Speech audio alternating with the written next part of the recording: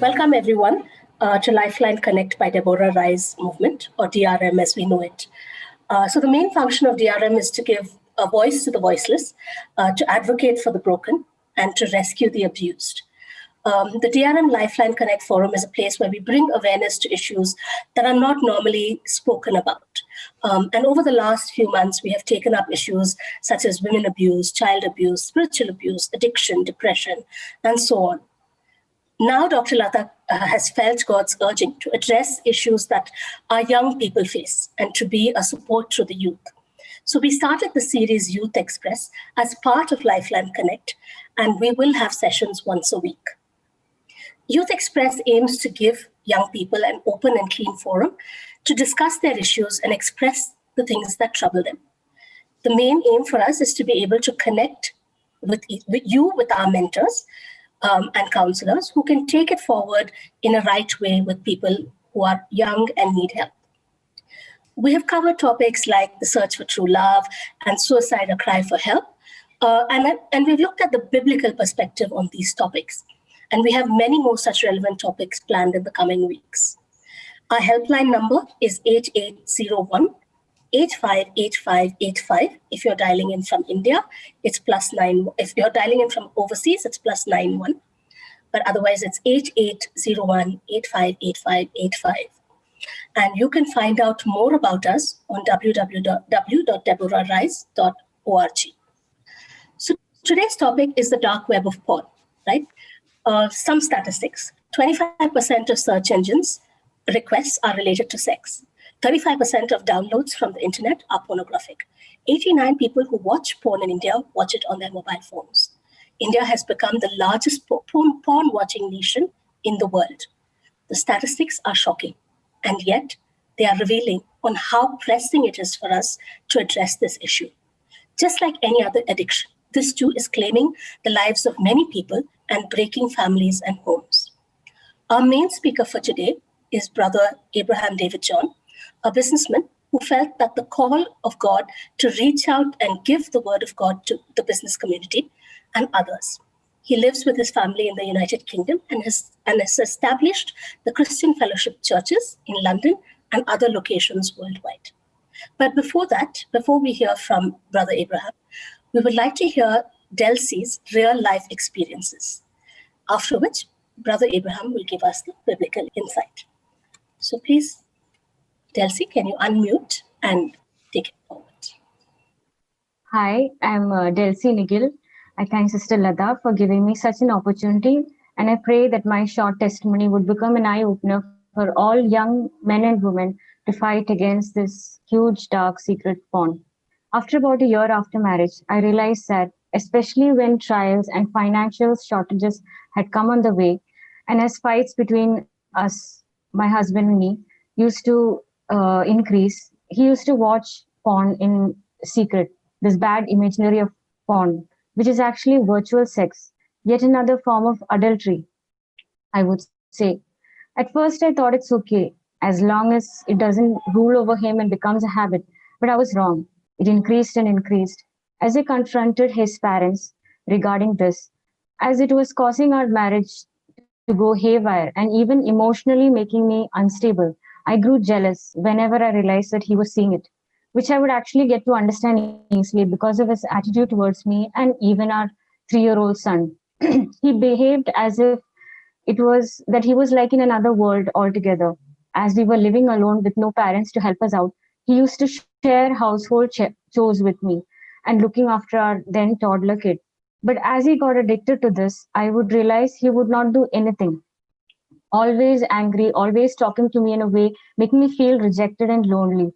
Later, when he was sorry about it, he would confess that it was a waste of time with no energy to do anything else, even work. But he still kept fantasizing about new things and highly craved for that kind of affection to be happening in the real world. But I would not call that love. It's just lust. He wouldn't be able to even do his job properly, as he was work from home, and would just sit in this closed room for hours and hours, even without caring to eat or drink, let alone play with our dear son, which he loved. He actually loved. He was really a good father. He knew what he was doing was absolutely wrong, but he would not admit it. He would say that most people watch it, so what's wrong about it? Men and women watched it, so what? Actually, I myself have seen a few during my college days. But as I realized the damage of this dark evil was doing to our marriage, I was hell bent angry about it. I realized after many instances that he was not able to come out by himself. So I tried to help him by saying, it's okay, but see how it's affecting you and your job and our family and even our child. But I would say all this sweetly, but deep down, I would be paining and desiring for some love, at least in words. Then later he would see this, and then he would, even when he was in a depressed mode, which would come in frequently, come and go, he would be in this web of porn. Ours was an arranged marriage. So before marriage, we didn't have much time to talk about each other, about our tastes, interest, and nothing. Later, after about 2 years, he was actually from a traditional business joint family, firstborn of his of this larger joint family, and I was firstborn of three girls, of an army studied nurse mom, and a father who had lost his mom as he was a kid. Mostly a self nuclear family. That means we used to do always all things by ourselves. So we already had a huge differences other than food, hobbies, tastes, and even in a way of thinking. He was more of an action based feeling man, and I action based as a thinking woman. I think our only similarity was our language. One Sunday morning, about 2 years after our marriage, seeing him in a depressed, self pitying mood, I tried pushing him to go to church along with a 4 month old Christopher. Just 4 months. And we were at our rental place at Ernakulam, no parents, just us. I was breastfeeding our small baby boy, Christopher, and I heard Nikhil call up his brother in law, who he is very attached to, like a friend, best buddy, that I'm not marriage material. I don't want to marry. I cannot take this any responsibility. I'm not prepared for this. I just want a free life and a living together relationship. I like the Western culture. I want to go back to UK and enjoy the life which I could not then. He had actually done his PG in UK, the MBA. Hearing all this suddenly with our baby boy in my hands, I was just so devastated. I didn't know what to do. My head was swirling. No one else had heard this. I couldn't tell anyone. I confronted him, asking him, what do you say? Is it all true? What he said was, yes, so blankly. I didn't want this life, marriage, baby, all because of you and my parents and and your parents. And that's why I told it to my brother, to my friend, as he's like a friend. I just don't want to. I just fell mad and started getting suicidal thoughts. My head was breaking apart. Let alone my heart. I had no job, and my parents and my two sisters were yet to get married, with one of my sister bedridden. I just lay my child on the bed, took a 100 rupee note and left, started walking beside the road in the hot blazing sun and asked God, after all this, have you left me, Lord? Have you left me? Why me? I wanted a proper married life and a good husband. I didn't ask for a big job, big money for my husband, just one who cared and loved me. That too arranged. God had given us a sweet child who was extraordinary in love and laughter. God God given actually. He would understand feelings and words beyond his age, but my husband was purely so unsympathetic and unempathetic in his approach and his way of speech, mostly mockery and kind of making fun and playing with our feelings. He even plays with my son's feelings, but he doesn't realize that. I don't know. I don't understand why. I walked for an hour and a half, letting this hot sun burn down my feelings, heaviness in my heart and my head. I knew if I stayed home, I might do something very wrong in the eyes of God, take my life away. I reached the next town, bought a few apples for my son. My husband usually didn't like to buy fruits, especially because he didn't like them. So, and after that, I took a bus back. When I reached home, our landowner, who was a doctor and was his relative too, was also there. My parents calling, his parents calling. He just stayed like stone. It seems he even didn't want to know where I left. It was his mother who told him to go search me out and took the car and take the car, and he left to search me. But I had reached home by the time, a 4-month-old son. But actually, I didn't. I can never leave my son. I felt really, really bad. I didn't know how I'm going to go forward. I knew I had fed him, fed him full, and would be back in an hour or two. Later, he would get depressed due to Nikhil would get depressed due to financial shortage or anything that I would speak would make him hungry. During those times, I had to buy and do everything by myself. In between, we had done a lot of counseling sessions, but it would work out for a maximum a week or two. Our church members, our pastors, and many people who had come to our church, the pastors at our place, at our home, means our family pastors. And then it would be like the same rejecting kind of words after all this, be it if I was at his home or even with him in the rental place. When we used to come, when he used to come in weekends, when I was at his home with with our baby, he would find even small things and make fun, feeding the baby, or and all this he would do in front of his mom and younger sisters. In all this, God gave me the grace to know that he is there and I'm not alone. We had attended a 3-day marriage workshop after we were separated for 2 months. And I was traveling for work from 5 in the morning. It's my own place, Kutatolam, to Edapal in the morning, and would be back by 9 p.m., leaving my 2-year-old son with my parents 3 days a week. That's about 10 hours journey in a day. The 3-day workshop had not much effect on my husband, but he just came, which was actually a miracle. And even he stayed for a day at the campsite. I never let go of God. I know all these times I felt alone, he was actually holding my hand. God was holding my hand. I realized that my fight is not against flesh and blood, but against powers and principalities of this dark world, and not against my husband. I held on to the verses, the living words in the Living Holy Bible book. In all these times of financial shortage, emotional breakdown, deep broken wound in my heart, all. Before, I used to call up and tell his mother, dad, sister, brother-in-law, or a family pastor. But now but I see that was even ruining our marriage more, because it was all temporary. It is just, it just increased and increased the divide between us because of the reaction I got from his side of parents, his side of family. I started becoming rebellious and even at times physically because of all the deep hurt inside me. Due to he watching this porn, even later black and darker porn, I became an abuser myself, and I couldn't control my anger, rage, even in front of my 3-year-old son. God brought us many people into our church, at the church we used to go, City Changes. Even he took us another 2-day classes by Pastor Abhishek Clifford, how porn affects lives and even the families, even nations as a whole. We would talk against porn, abortion, sexual immorality in all statistical way to prove that how it is devastating a country and its people in a larger perspective. Most people would just support and say that it's just porn, but it is like a modern way of looking into another's bathroom window, is what Abhishek would say.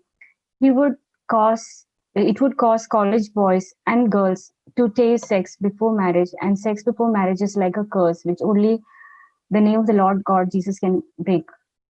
And I want to thank all pastors, all counselors, mentors that have helped me even from DRM to go through this trying times, and hope my testimony would help many more who are addicted to porn in this uncertain, unpredictable, depressing times. God bless. Thank you, Delcy. Over to you, Brother Ibrahim. Thank you, Delcy, for this wonderful life testimony. I know you were a bit tensed earlier, but you did well. Congratulations. Thank you. It's such a bold thing to say. I know there are many of you who joined here. You maybe look as a very good person. Maybe your family may not be knowing. Maybe your spouse may not know. Or maybe your parents may not know, or your pastors may not know. Some of you may be addicted, or maybe some of you have just started, or some of you are struggling. We live in a real world. So I would like to speak to you about this causes, and then how you can be delivered. So I would like to pray before we start. Gracious Heavenly Father, we want to thank you. We want to praise you. I pray for each and every one of my brothers and sisters who have joined in this time at this meeting, oh Lord. Lord, whatever the area or wherever they are, I pray in the name of Jesus, you will speak to them. Not as a man speak to them, oh Lord, you will speak to them. God, you will grip them, and they will understand what is they are doing to their life, and they will be able to repent, and they will be able to come back to glorify your name in the name of Jesus. In Jesus' wonderful name we pray. Amen. As Ashika was sharing about my life, I live in London, United Kingdom, and I have a wife and two boys, and one is 28, another one is 25. And we live here for over the last 20 years. And I'm a businessman, and also I pastor quite a few churches here, as well as in the US and in Latvia and Russia. We have got different kind of language churches across the world. And I do have a bare fit of knowledge on the business as well as on the spiritual world. So we've been talking to our congregation and a wider congregation about the addiction.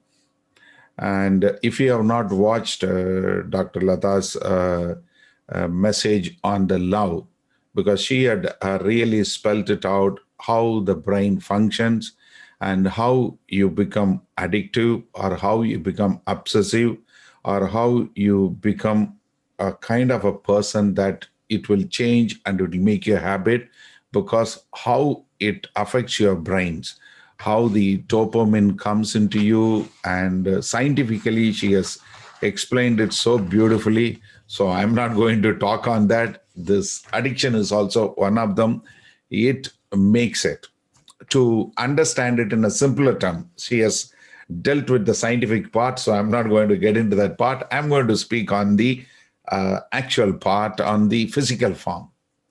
When I talk to you, when I say apple, what do you see? You don't see A-P-P-L-E. You see an apple. You immediately, it comes in your mind, a visual of an apple. Either it may be green, or it may be brown, or whatever color you are used to. That's what you look at it, or a pink, or whatever color you are so familiar with it. If you tell me apple, I remember my backyard, the green apples, which is a cooking apple. So each one of us, we got an image in front of it. Let me say one more thing. When I say dog, immediately you don't say D-O-G. You immediately connect with the picture. So that's how God has wired us. We all have got the ability to imagine, and God has given that creativity. So we all have that creativity from God. That's why in Genesis 1:26, when God said, "Let us make in our own image." So we have got the capacity, ability, and the authority from God to have that kind of world we can live in. But what I find is, when you are addicted to pornographic, the image what comes into your mind, it always stays there. It never goes away. Let me also tell you, we are so much used to the computer. I'm sure there are a lot of IT guys are here on this line.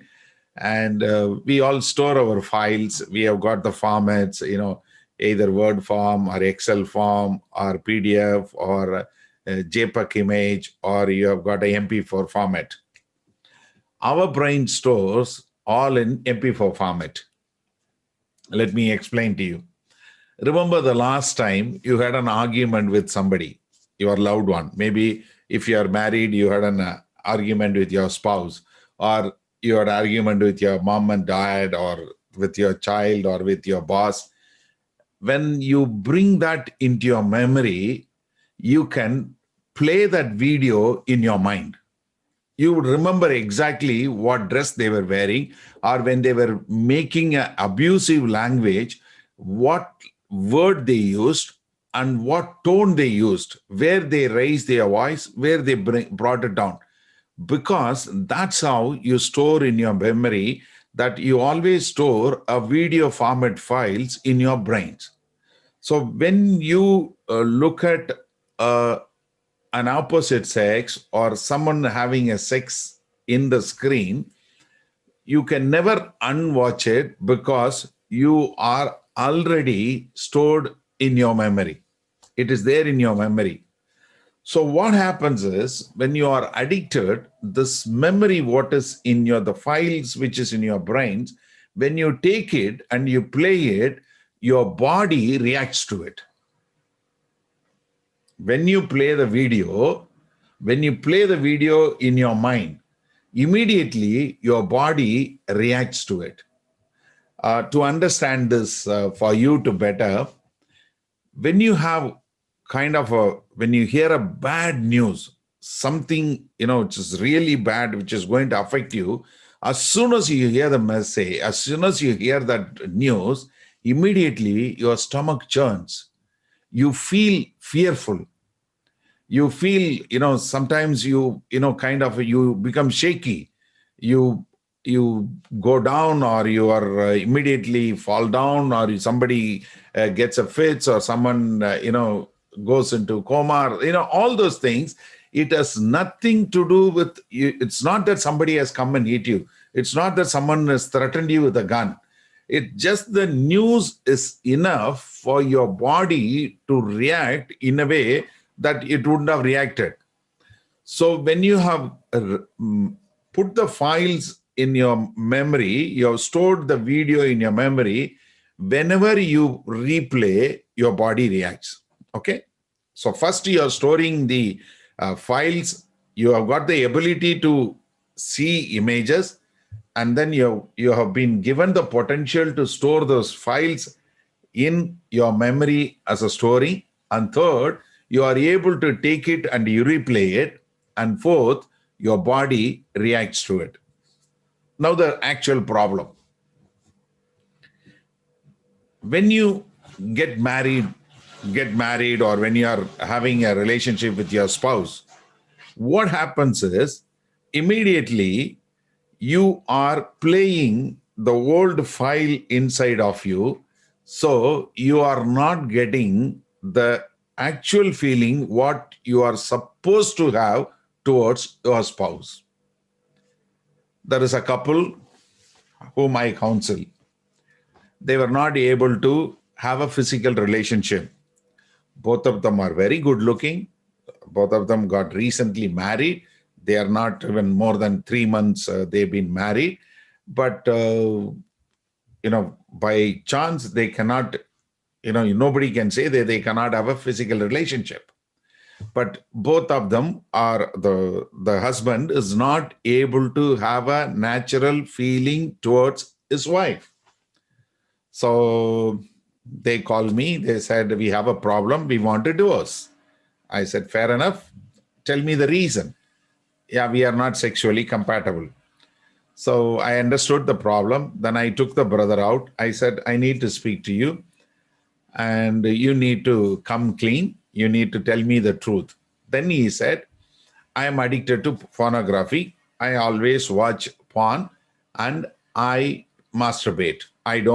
That's why when I look at my wife naked, I am not able to have that similar feeling, because I have got something else. So it doesn't stimulate me. So where he was supposed to be stimulated, he is not getting stimulation. Where he is not supposed to get stimulated, he is getting stimulated. The reason is he has got something in his mind. So when you watch the pornography, what you are doing is you are corrupting the God-given wiring, or to understand, You have messed up the original wiring and you put something else. So the where you are supposed to have a feeling, you are not having feeling. Where you are not supposed to have a feeling, you are having feelings. So this is how it has become a big issue. And how does this all start? It all starts casually. Somebody in your room or someone in your college hostel or someone in your workplace. This is how it all starts. There is a girl because we have recently are working with about over 16 people and almost about 13 people are free from the phonographic addiction for the last more than 6 months. We have got various people working in various towns and they are doing it. So for their safety and for their future, I am not disclosing the name. And that's one of the reasons why I am not able to, I didn't want to put them also on the picture for you to understand. But I will refer their cases and every case is the real and the truth. One girl was, even though she lives in the same town, she went and stayed in a PG because it was very closer to her hostel, very closer to her university. So she was going to the university. She was doing her bachelor's in engineering. So she went there and she lived in a PG with about 18 girls in a 3-story block. And very soon she found that this girl, until she moved in, she was in the Lord, she was serving the Lord, she was in the worship leader in a church, and there she went, and everybody is watching porn.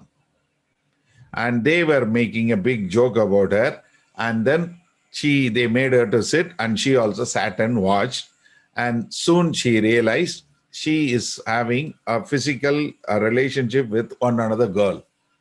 And it's kind of everyone were having a lesbianism in the PG and they were enjoying about it and they were proud about it and it was going on. And week after week, she comes back to the church. She was playing whatever, she was doing all kinds of, religious activity in the church and she was doing it. And she came across one of our messages and she understood that she needs to repent. And that's when she spoke to me. So it started when she went to the PG. In another case, there is a guy who was working, he joined as a IT engineer and he went to his office and he started working. And one of his friend, when he came to his home, one of his friend gave him a DVD and he watched and there was a porn and that's how he got addicted. So it's always somebody says, oh, it's okay. There's nothing wrong. You're not going to do anything. It's only you're just watching. It's nothing wrong in watching a thing. It's not going to affect you. No, never. It will affect you. What you put, that's what your outcome will be. The simple, very basic agricultural principle, I'll tell you. You put a mango seed, you don't get orange. So what you put inside your brain, that's what your life will become. So if you are going to put this kind of a pictures, if you are going to put this kind of a movies, certainly you are heading for a disaster. Sometimes it costs your marriage. Sometimes it costs your family. It costs your job. It costs your finances. It costs you completely because you will ruin up the very loved one whom you have said that I'm going to live for them, and you will end up hurting them. You will end up hurting them very badly. You will be hurt. One day you will pushed into very bad thing. That's what we heard from our sister, the testimony. My brothers and sisters, if any one of you here, you are in this meeting and you are addicted to the phonography, you can, you can act in front of us. Okay. You are all there. I really appreciate. Thank you very much. And you are all look very holy. You are all look very fine. And you can go into your churches. You can go into your home. You can you can sleep with your wife. You can sleep with your husband. You can be there. You can be with everybody. Yet you can be cheating yourself, not your spouse. You are not cheating anyone else. You are trying to cheat yourself. That's all. Because God knows everything. There's one whom we must give account. So if you are there, and I can tell you scores of stories. There is a girl who's 27 years old, and she is working as a teacher. She has done her MPhil. And in her MPhil, when she has finished her MPhil, in her master's, she got involved with one another person who was doing this kind of a pornographic thing. And she is a youth leader in a church. And she is teaching her students how not to watch pornographic thing and how you should not get involved, whereas she herself was addicted. I'm telling you, my brothers and sisters, you don't even know where, if you want to see, okay, who can get addicted, just go look yourself in the mirror. They are like you only. Every one of us are susceptible. Every one of us who are joined in this are vulnerable, irrespective of age, irrespective of gender. Those days people used to say, oh, men are the problem. But these days, it's not the men problem. Pornography is a human problem. It become that way. The boys, the girls, the men, the women, teenagers, all kinds of people, they are all addicted to some kind of a pornographic thing, and they are ruining their life. And as Ashika's sister read the statistics, India has become the largest, the biggest porn watching nation. Every day you get 2 GB. What do they do? Tell me, what can they do? 2 GB, what they can do? How much they can download? How much they can watch? So what do? They end up watching all kinds of nonsense. So it does affect you. It does ruin you. It does put you into such a bad position. So you can say, yeah, brother, I know all these things. I know I myself are struggling. I am having this problem. How can I get rid of it? That's what my main contention is. Number one, first, you need to repent. You need to understand that you are sinning against God. You are not sinning against your spouse. You are not sinning against your parents or anyone else. You are sinning against God. Anything beyond the boundaries of husband and wife, any sexual relationship is a gross violation to the God's ordained law. Very clear. So if you are having any kind of a thing which you must first repent, and you need to confess to God, and God is gracious and He loves you, He will forgive your sins. When you read in Genesis chapter 39, when Joseph was lured by Potiphar's wife every day for a period of time, when he ran away from the house, what did he say? How could I sin against God? This is the words Joseph said in Genesis 39. You look at the life of David. David committed adultery with Bathsheba. When the prophet Nathan comes and confronts him, David wrote Psalms 51, and he wrote the psalm in verse 4. He says, against you only I have sinned. Against you only, O God. It's not against Bathsheba. It's not against Uriah. It's not against my wives. No. It is against you, O God. So every pornographic addiction, every sin, it is against God. So you must first repent and you must confess your sins. Second, you need to affirm God's forgiveness. God is a God who forgives. It doesn't matter. Any kind of a sin, every kind of a sin, God forgives. There is no sin that God cannot forgive you. If you go to God and say, God, I'm sorry, and God will forgive your sins. First John 1:9, very clear and very categorical. It says, if we confess our sins, he is faithful and just to forgive us our sins and to cleanse us from all unrighteousness. He is willing to, he is more than sufficient. He is the all sufficient God who is gracious and who is merciful. His sin is, his blood has been shed on the cross so that his blood can cleanse all your sins. Any sin, every sin, especially this pornographic we are saying.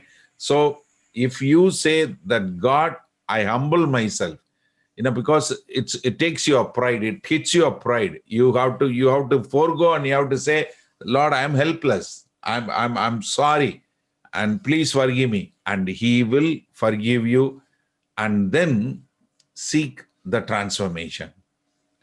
First, you need to repent, then affirm the confirmation, then seek the transformation.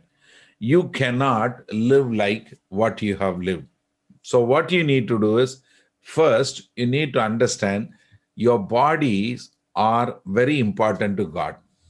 If you read Romans chapter 12, first 2 verses, I beseech you, therefore, brethren, by the mercies of God, that you present your bodies as a living sacrifice, holy, acceptable to God, which is your reasonable service. And do not be conformed to this world, but be transformed by the renewing of your mind. So all you need to do is you need to renew your mind. That is, the old has to go, a new has to come. So what you need to do is you need to store new files. You need to store God's goodness. You need to store God's mercy. You need to store God's forgiveness. You need to show that you are accountable to God. So I must live according to that. So what you need to do is you need to put your head, you need to put the word of God. That's only the word of God has to renew your mind. See, the old has to go. 2 Corinthians 5:17 says, if anyone is in Christ, he is a new creation. A new creation has been created, but that the new creation has to have the word of God. There's nothing else. You have to renew your mind. See, this is what Bible again and again says. You have to renew your mind. God has given us one of the most powerful weapon is our minds. When you accept the Lord Jesus Christ, you are perfected in your spirit. But what happens is you are living in this body and you have a brains, you have that mind. So there is always a fight amongst all these three people: your body, your soul, your spirit. The 1 Thessalonians 5:23 says that, you have to be wholesomely holy. Your body, soul, and spirit. Spirit is clean, spirit is pure, but then you are living in this body. This body wants to do something. This body obeys what your mind says. Even though you are saved in your spirit, but what we are still calling is, we will save the soul. Your soul is being saved. Why? Because you have to have such a thing in your mind. Because you need to make sure that you have got such a thing in your mind. So when you have a clean and a new mind, what you are doing is the old things are going and the new things comes in. That's why Psalmist puts it across very clearly in Psalm 19 verse 13. Keep back your servant also from presumptuous sin. Let them not have damnation over me. Then I shall be blameless. I shall be innocent of great transgression. Please meditate on these verses. Take time. Put more and more of store the word of God. And then, fourthly, establish an accountability. You need to physically make yourself accountable to somebody. I know this is where we all struggle. We all try to put a mask. We want to pretend that we are good people. We are all holy people. How are you? I'm fine, brother. How are you? I'm fine, sister. Oh, praise the Lord. All this, we are very good at camouflaging ourselves. Stop acting. Stop acting. Simple. Do not pretend. You can't go and stand before God. God, I've been a good boy. If you are addicted, how can you go and say that in front of God? How can you go and say? Hebrews chapter 4:13 says, everything laid bare naked in the eyes of God, whom we must give account. Everything is laid bare. So when everything is laid bare, when you have to give account, then how can you go and stand before God? So might as well, go. You need to have I have to stand before God. So I am making myself accountable to somebody whom I can trust, who really take the welfare of myself. See, one of the thing is, as I told you that we have helped a lot of people. I'm doing that only crisscrossing from some other town, whom they don't meet each other, whom they don't see each other. Why? Because you can have a confidence. Even though I live in London, there are scores of people from India, they are writing to me. Why? Because they feel they are safe. They feel that, I won't expose them. They can trust me. And I genuinely have concern over them. So my prayer is you make yourself accountable to somebody. You make sure that you have got a spiritual father. You make sure that you got a spiritual elder brother or elder sister or a spiritual mother. It is very important. Apostle Paul had Gamaliel. Apostle Paul had Timothy. Timothy had Apostle Paul and others. So make sure that you have got a good, a sound spiritual father, mother, brothers. DRM is another wonderful opportunity. You can talk to, they have got the numbers which is coming on your chat. You can talk to them. They can genuinely help you. They can pray for you. They can ask you, okay, when was the last time did you watch? How long did you? Okay, right. Come on, let's pray. What made you to watch? What was the lowest time? So what we can do, okay, install whatever the buffers or whatever the antivirus, adult content should not come. Put it on yourself. Put your mobile, there should not be any adult content on your system. No adult content. Put it on your internet router. Put it on your mobile phone. Don't let anything come. Make some practical steps. When was the time you are addicted to pornography? Okay, when nobody is around, when your system is here, when nobody can watch you, that's when you are watching. Make sure you leave the door open. Don't close your door. Even if you're leaving the door open, make sure that anybody pass by, walk by, they can see your screen so that you are not watching. Make some kind of practical steps. Okay, night when you are working, that's when you are tempted. Okay, make sure that, you take your spouse.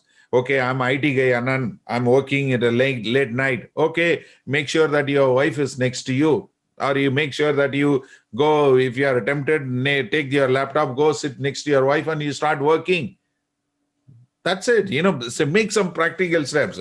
Make sure the doors are open. And another thing is, in India, there are many, many, many, many scores of people are watching on their mobile phone. Let me tell you, my brothers and sisters, unlock your mobile phone. Even if you are locking for safety purposes, at home, give your lock number to all your people. Give it to your spouse, give it to your children, give it to your parents. Period. Anytime anybody can open my phone. That will, it will help you. What will happen? These are the things which will help you to overcome.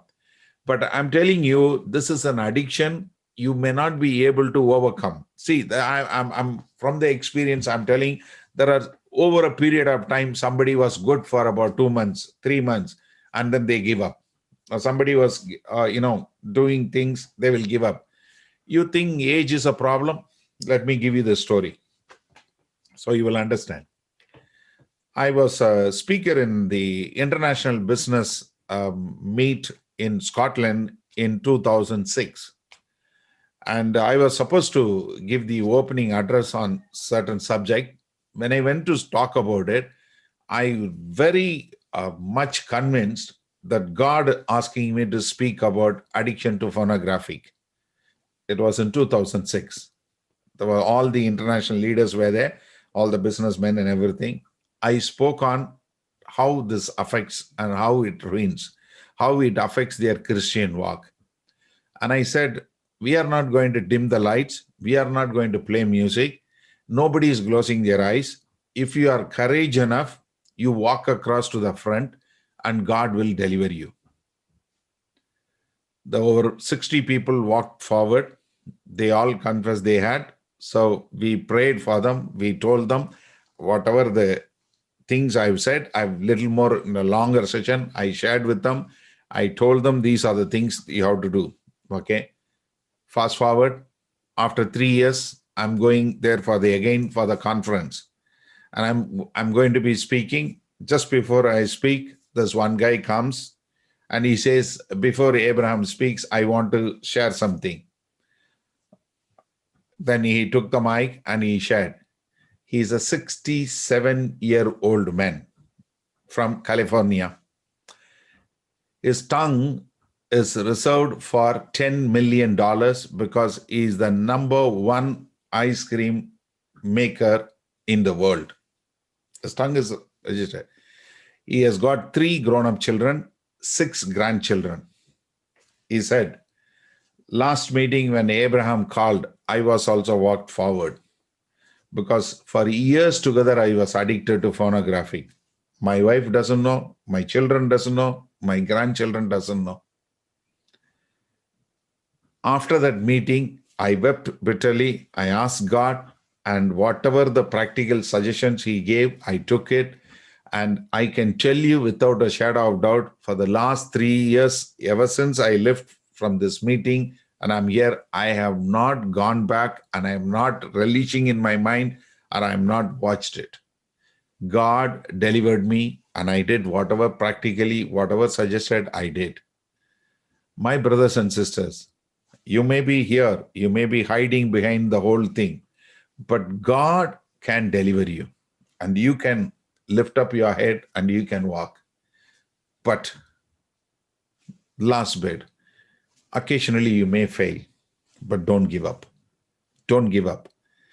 Pick it up, just go. God, here I am. Because Proverbs 24:16 says, the righteous may fall 7 times.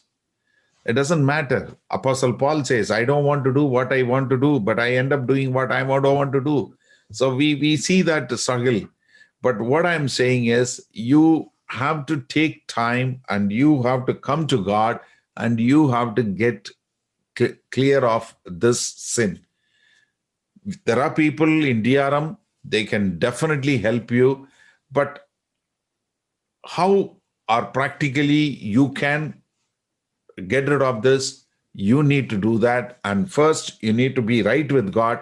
Then practically somebody else can help you.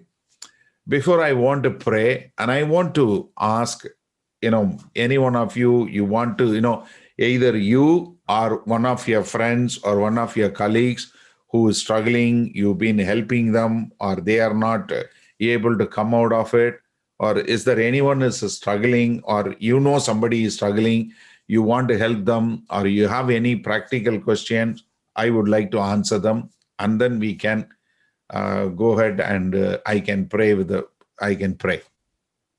Hello, can you hear me? Yeah, I can hear you. Yeah, it's clear. This is Van. I've been part of NFA Church in Chennai, but right now I'm in Congo. So recently I was a bit disturbed about some pastor I've been watching on TV and online. And week in and week out, they were talking about the subject of masturbation and pornography addicted. And it was like coming over and over again. I was like, one of the science that I know that when you talk about something over and over again, it creates pictures. Is it right for someone who want to fight addiction to remind him again about his addiction, or you need to create a different, let's say, a different picture in his mind? As you say on the beginning, when you say a word apple, you think about the fruit. So if someone is fighting addiction, is it the right method to remind him that this addiction is bad, this addiction is bad? Isn't that the way maybe we will create something different? Let's say, I will give an example that, let's say you are a sinner, but then to motivate him or to change him, you will now say that you are a child of God, you are a child of God. That maybe will whip out the picture that he has in his mind. I hope my question was clear. Yeah, you're saying that, first you need to tell them that they are the child of God, and then they need to understand that they've got a greater mandate so that they will be released from the addiction. Sorry, what I mean to say, instead of reminding them every time, sometimes someone is fighting the addiction, but the fact that you tell him again the same things every time, it's like the picture will come again. It's like we are reviving his memory. Is it that you educate him once, then you try to avoid anything that will brings back the memory of that addiction, whatever addiction is that? It is a choice. You need to, when somebody is being addicted, or if someone has got that kind of a thing, it is one's responsibility to fill their mind with the word of God. And that's why I said very clearly in the beginning, once you watch, you can never unwatch it. It is there in your mind. But then it is your responsibility, or what you do is you don't go and do it. Let me give you a simple example, that it's not that God says we don't have sin, but God says, I don't look at them. And secondly, it is like when you are a child of God, you do fall. As Proverbs 24:16 says, the righteous may fall 7 times. But then it's how fast you get up and then you come back to God. That's what it determines. A saint, a believer falling in sin, he is quite distraught and he wants to be right with God. Whereas a habitual sinner or a habitual addictor, what he does is he enjoys them. So if somebody has been delivered, he will not go back and look at or he will not bring back the old pictures in his mind. What rather he will do is he will put the image of the verses or the God's word, so that it will automatically go away, and then he will not enjoy that, bringing back those kind of memories. So his mind has got to be renewed by the word of God. Then only he can overcome that. Otherwise, he will not be able to overcome. Jesus said it very clearly. A house must be clean, but it should not be empty. When you chase a spirit out, then you need to have, you have to make sure that there is a good one comes in. So it is very important that you need to have the word of God, and the person's mind has to be renewed. Then only he will be able to overcome all this. So we have Blessy, Brother Abraham.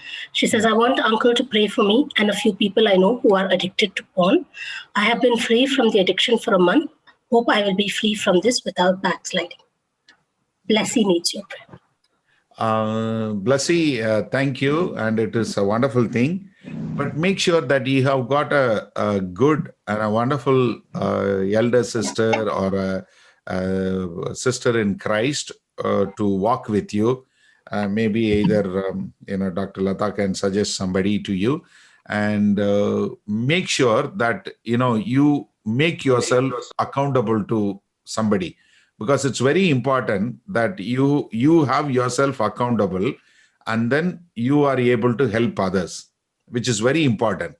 Because one is, you need a support spiritually and physically also. That somebody needs to say, come on, Blessy, how are you doing? What are you doing? So it is like, praying together, spending time together, so that you are cemented very well in God, so that you will be able to rescue somebody from there. So it's a good thing. And I'm sure that, God will help you if that's what you have go through and you have come out of it.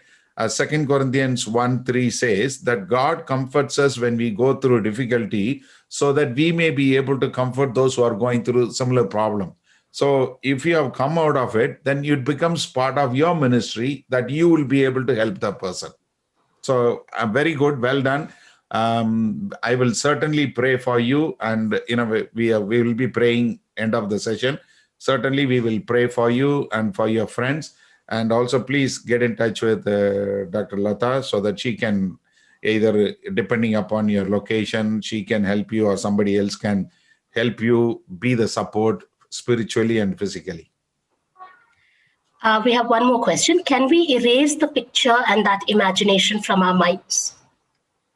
You may not be able to erase it. It will be there, but it will go on a dormant where you will not be able to reach out. It will go deeper, deeper, deeper as you grow old, as you grow more and more in the Word of God, and it will automatically go behind. There are certain memories, it just goes away if you don't look for the file. And I can tell you the thing, like I'm storing my Word document files, and I know the headings, and after a few years I'm kind of coming and searching, I know the typing, which heading I search, same thing like that. So if you are going to put more and more of God and God's goodness and God's love and God's grace, God's mercy and the scriptures, and you are trying to do that, it automatically goes back.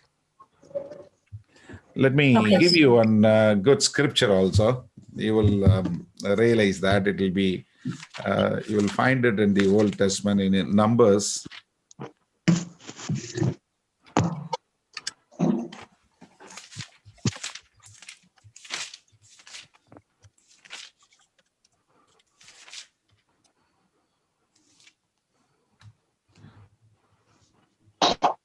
Numbers chapter 23, verse 21, it says, he has not observed iniquity in Jacob.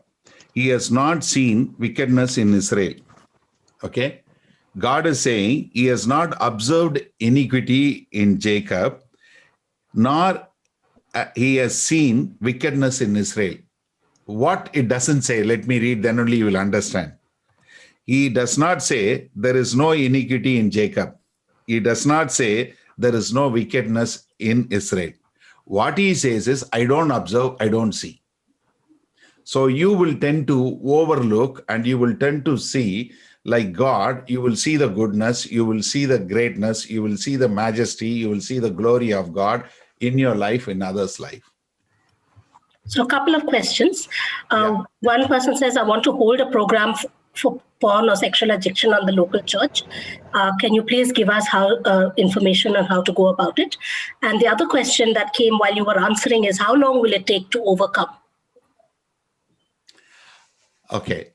The one is, if someone wants a material, I think we have it in our Tamil channel, and I think there is a bit of a notes there, phonographic addiction, masturbation, both the topics I have did it in for our Tamil church.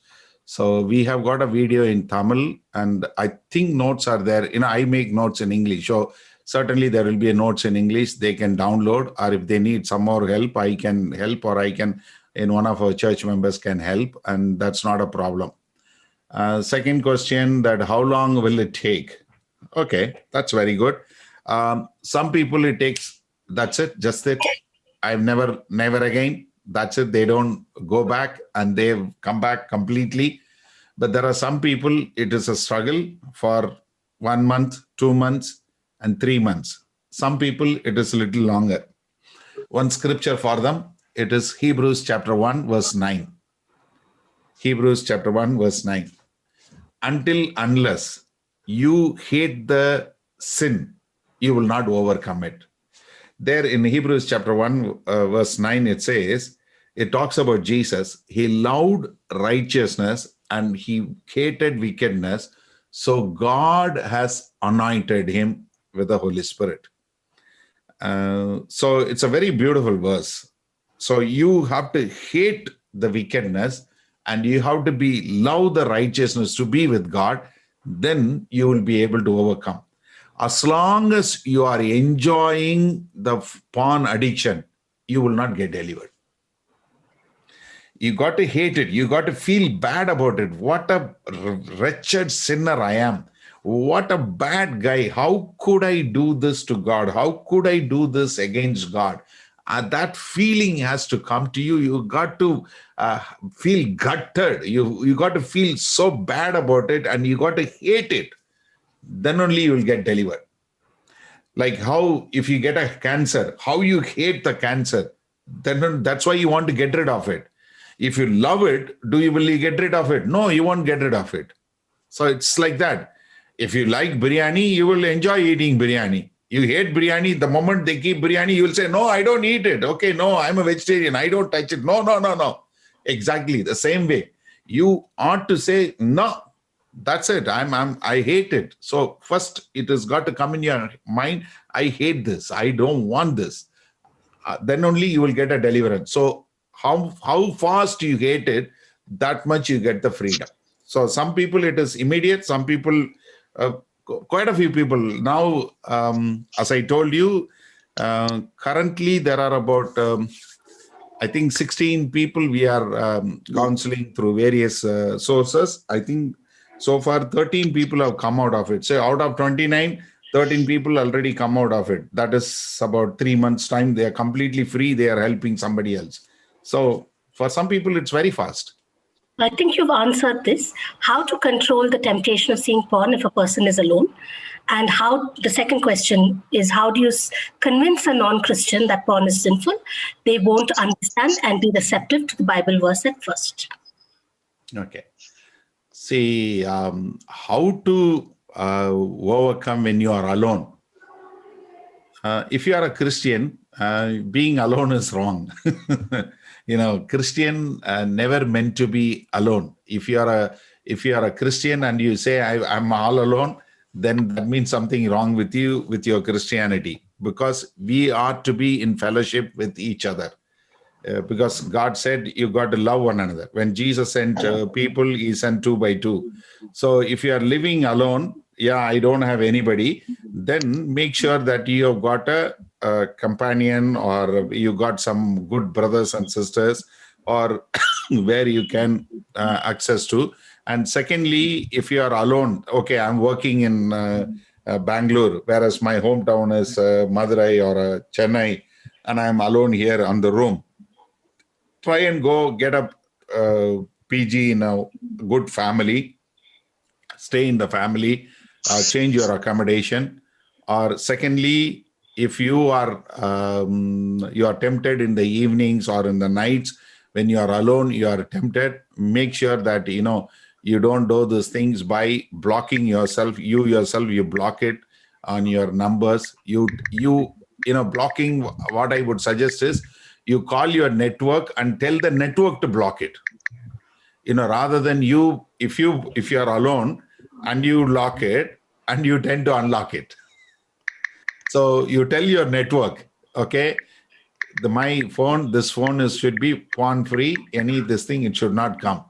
So don't use them. And if you feel like, if you are tempted and you are yielding it to it and you are all alone, make sure that you tell somebody that you are addicted. Don't feel shy. Seek help. Talk to somebody in DRM. Definitely, I would suggest, today you talk to them. I am alone and I'm getting tempted. I'm getting into this problem. Will you please help me? So that somebody else, when at that time, night 10 o'clock or sometime, you can immediately call somebody. Someone can talk to you. Someone can pray with you. Someone can, support you. Be that role. So please make sure you do that. And the second question, what is that? What should I say to my friends who say that porn is not harmful? even after giving them the facts and studies, should we ask them to see through the perspective of the person's family and loved ones? The other one was the question about how non-Christians, and they may not be receptive to Bible verses. So how do we convince them? Non-Christian, first they have to become a Christian. No, then only they will understand there is a God. I have to be responsible before God. So that's the foundation, is they have to become Christian.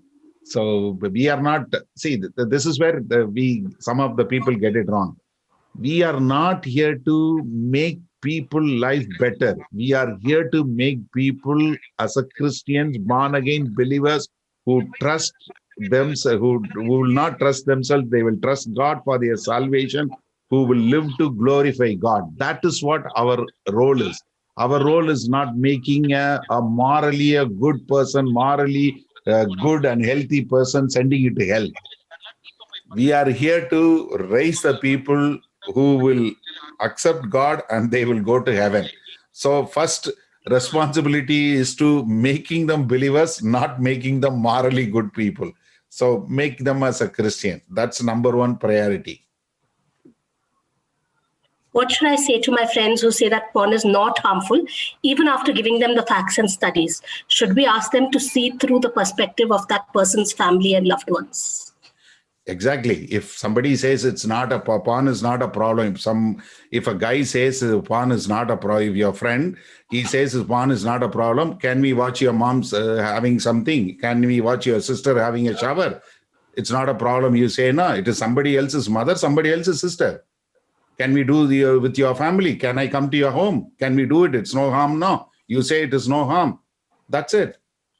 Okay. I think Agnita's hand has been up for a while. Yeah. Can I have questions?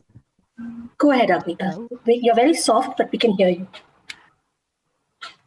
Okay. So I have a couple of questions to a brother. Like, I have been in London doing my master's. So, I've come across like few girls out there. Like, one of the reasons they're addicted to this is they've been victims of abuse. So I wanted to try to get them to the victim mentality. So do you have anything to say about that? Because they think like being the victims of abuse, they have this advantage of, why not be abused, and this is kind of something that is soothing them. So do you have anything to say about that? Sometimes the addiction is not because of they are being abused. So they take that an excuse. Okay. See, the abusive behavior, or I have been abused, it's become a very relative term these days. So what seems to be very normal, it's been taken as an abusive these days. So we need to understand that what is abuse, what is not an abuse. And even if you are abused, then you don't need to give an excuse for your wrong behavior. Two wrongs can never make a right. Just because you have been abused, you cannot abuse yourself. See, the pornographic addiction, masturbation, it is you are abusing yourself, you are abusing your body, you are abusing the privileges of being a wife or privileges of being a husband, and you are getting into, you are justifying your immoral behavior on playing a victim mentality. So you need to give them one good slap, and then you need to tell them, stop acting, start talking, let's face the truth. Just because you say that, okay, even if you are genuinely being abused, then why are you abusing yourself? So somebody says officially porn is banned in India. We can still access using some tricks. Can we inform this to the government?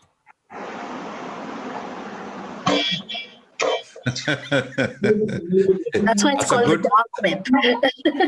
As a good citizen, you need to. But then, is that what you have been called to do? See, the thing is, if you genuinely love a person, you are not going to getting somebody into behind bars, or someone is going to be in problems, you are going to make sure that from the ID, they have to mute it. Yeah, thanks. So they need to, if say, for example, let me take you as an example, Ashika.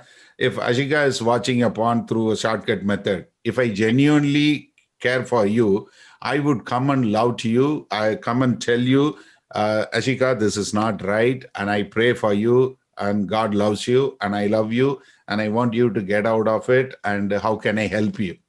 I won't be going and I won't be calling the police and tipping you that, oh, she is watching. That means you are trying to play a legalistic, parasitic attitude rather than a genuine Christ love nature is missing in that. If you have done that and they are harming themselves, then yes, you can. But then first our responsibility is to win a person, not being right. I am being right. What are you trying to say? That I'm right, you are doing something wrong.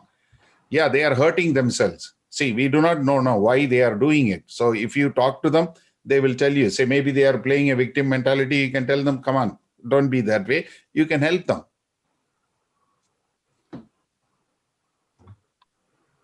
I have a question again. Yeah. So one of the things which I want to say, which I have also experienced, is the trigger points. Like we may not be addicted, we might have come out of the addiction, but there might be a trigger point, like you're watching TV and something like an advertisement pops up. You're watching YouTube, and nowadays we cannot prevent the advertisements coming in through. Like we are watching with kids and suddenly something comes up. So how to, defend ourselves against these trigger points? That's a good question. See, we are living in this evil-fested world. They are all out to get you into some kind of a sin. Especially the television media. I recently spoke on the Philippines Bible study. The whole television program, if you really look at it, it is only commercial. It's only for the advertisement they make the program. If there are no advertisement, however good, they will not put it on it. And also, you look at in terms of selling anything, everything, there is a woman half naked is coming. To sell a car, why a woman has to come in a bikini? So they are kind of luring. That's a worldly system which is infested, which is ignited by Satan to pull the people into sin. So we need to understand that. So avoid those kind of stuff. I know YouTube you can't avoid now. There are certain things you can't avoid. That is why we need to make sure that we are very much put a guard ourselves. So the moment it comes, you just click or you move away. You do that. To be put it across in a practical step, like where we have here in back in here London, we have got it's very temperature is very low, and even if it's a small window is open, the whole house becomes so cold that wind comes in, the draft comes in, so it's become a very this thing. So we need to make sure that every door is closed.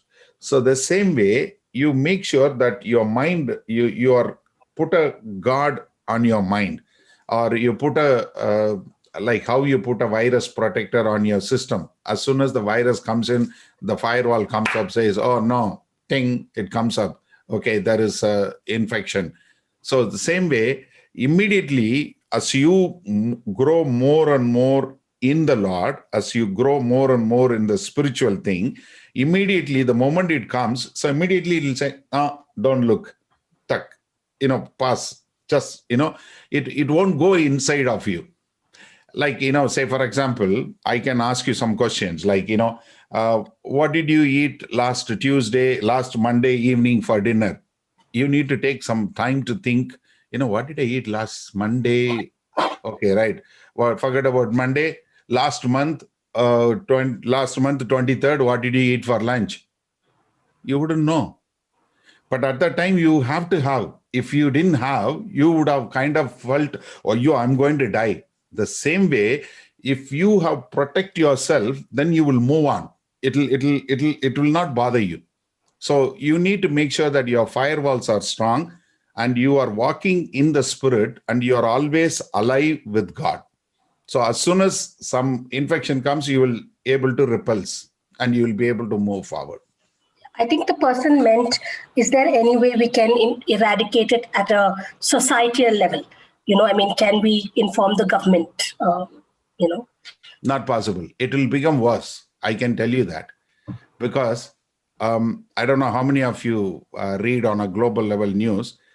UN has coming out very clearly now that they want to ban Christianity and churches by 2030. The reason is Christianity is discriminating people.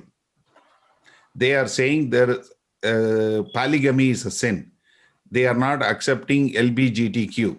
So this is dividing the society. The churches and Christianity should be banned. It's not by anybody else. UN. Go into the UN website. They are coming out with it now.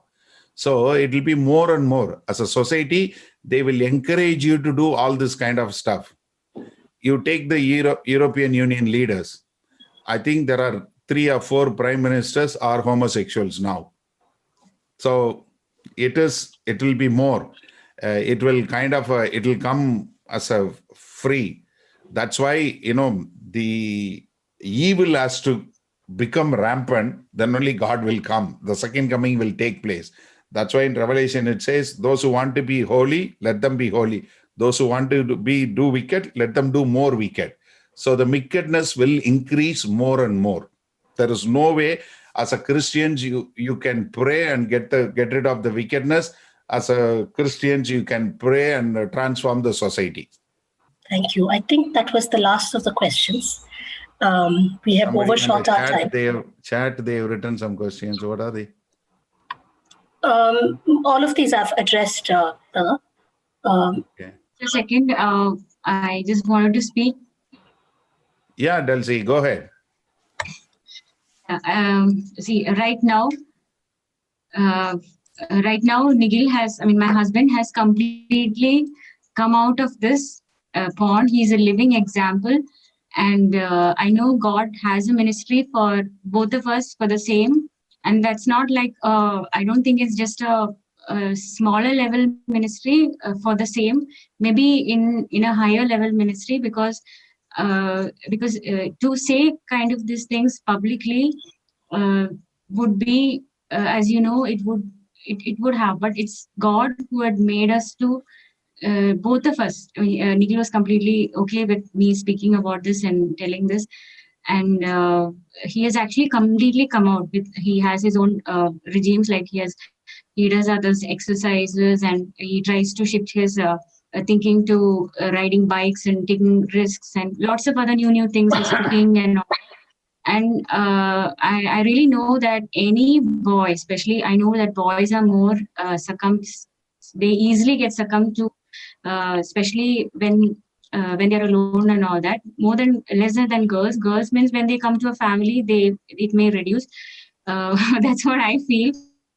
But no, Delcy, it is now the problem is not gender. You need to understand statistically, more than 35% of women are the most. They watch a longer time and they watch many pornographic material. Mary Magdalene, and Jesus had told her that, see, if anybody has not sinned, let them stone her.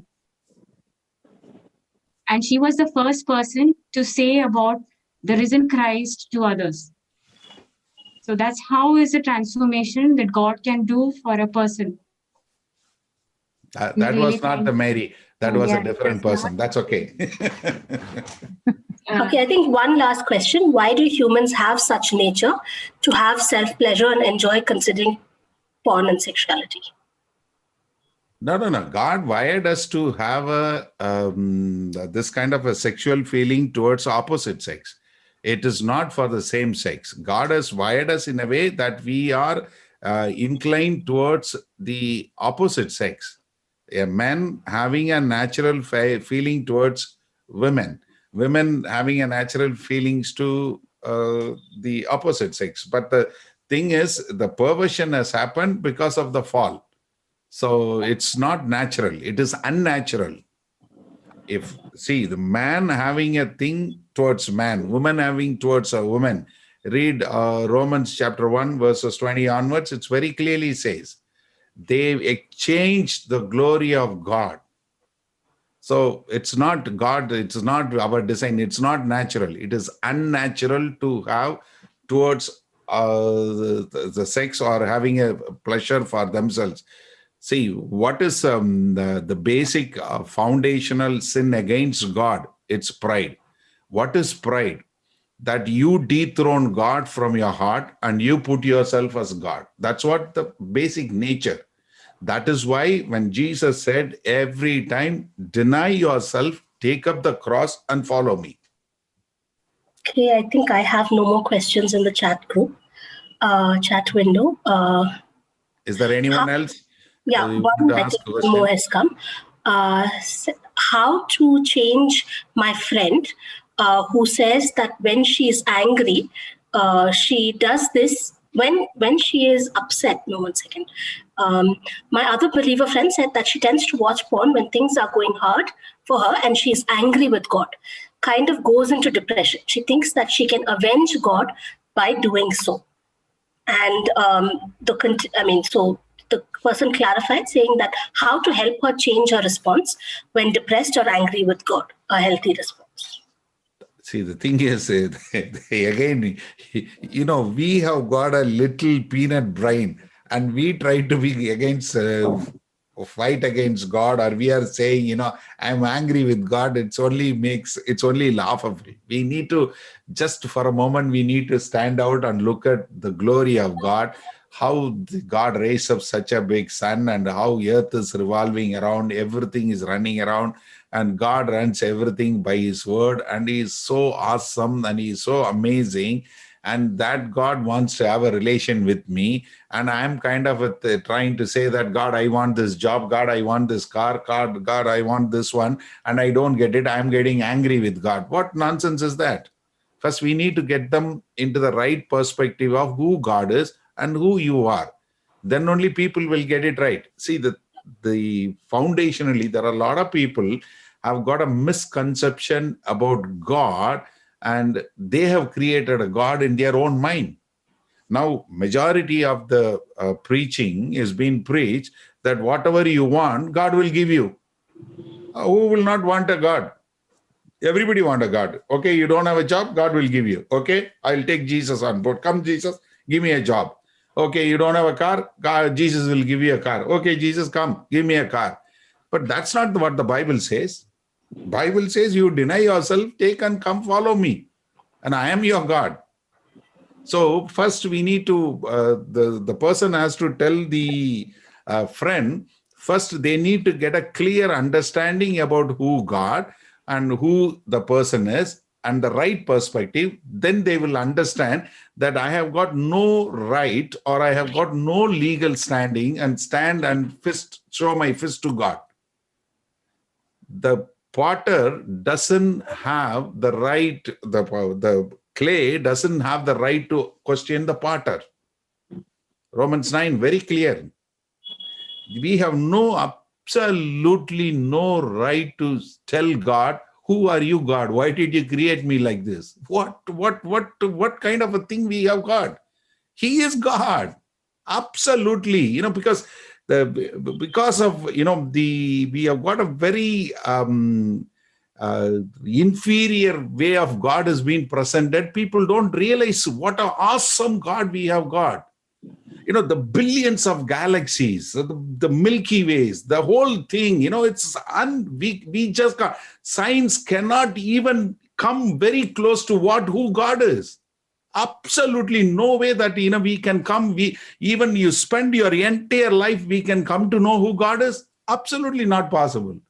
And then we come and say that I will show my fist, say what God you have done. That is absolutely innocence. It's absolute idiocracy. That we need to make them understand who God is and who you are. then they will get the right perspective. Okay, definitely the last question, because we're almost at 8:30. Why should, in Bangalore, in India that is, what should be the reason we give to people who say that homosexuality is okay, love is love? Should ask them to see it from perspective that there wouldn't be the next generation if we would take this route. So we are digressing here a little bit, but I will let Brother Abraham answer this, and then we will close with a word of prayer by Dr. Lata. Homosexuality is a gross violation from God, against God, and we are definitely sinning against God. Two male cannot produce a child. It's not in them, and they cannot. And two women cannot produce a child. It is not in them. So homosexuality, lesbian, is a perversion of mind, and which is against God, and it is complete sin against God. So that we need to understand, and we need to tell them, and whoever it may be. And in the Bible, very clearly, 1 Corinthians 6, 9 and 10 very clearly says, the homosexuals, they will not inherit the kingdom of God, period. That's it. So you cannot go before God and say that I'm a homosexual, I'm fine, God. No, it is not possible, and it is not right. And God, when God created Adam, he did not bring a Steve, he brought a Eve. So we need to understand it is God's original plan, and we cannot violate that plan. So it is sin. Okay, thank you, Brother Abraham. I think we've got a lot of answers and a lot of thoughts. Please do note our helpline number and do reach out to us if you have more questions, more need for counseling. Our number is 8801-858585. Lataka will now just close in prayer. Precious Heavenly Father, thank you, Lord, that we dwelt in your word. Lord, only you can give the power to break free from addictions. We give this time into your hands. Thank you, Lord, for giving us Brother Abraham to speak to us on this issue. Bless him richly, and bless his ministry, and bless everybody who have listened to this talk. And Lord, we break this satanic bondage in your precious name. Thank you once again. We give this time into your hands. In the name of Jesus, we pray. Amen. God bless you all. Thank you. God bless you all. Thank you for joining us. Blessy asked for prayer, right? Yeah, we forgot to pray for Blessy. Yeah, we'll pray for Blessy alone. Lord, in the name of Jesus, we want to thank you. We pray for our dear sister Blessy, O Lord. We pray for her. And we also pray for her friends, whoever she is counseling. We pray for your grace and mercy upon them. We pray, O Lord, you will strengthen them. They will understand. They will come to know you more and more in the name of Jesus. And we also pray for all those who have joined together, as they have got so many questions and so many doubts. I pray, O Lord, they will dig deeper in your word, and they will find the answers from you, because you are the author and the creator and the finisher of our faith. I pray in the name of Jesus that every one of them will be able to stand before you on that day, and they will be able to hear, well done, good and faithful. I pray in the mighty name of Jesus Christ. Amen. Amen. Thank you so much. Thank you. Thank you so much. Yeah, welcome. See you all. Bye. Bye-bye. Bye. Bye, everyone.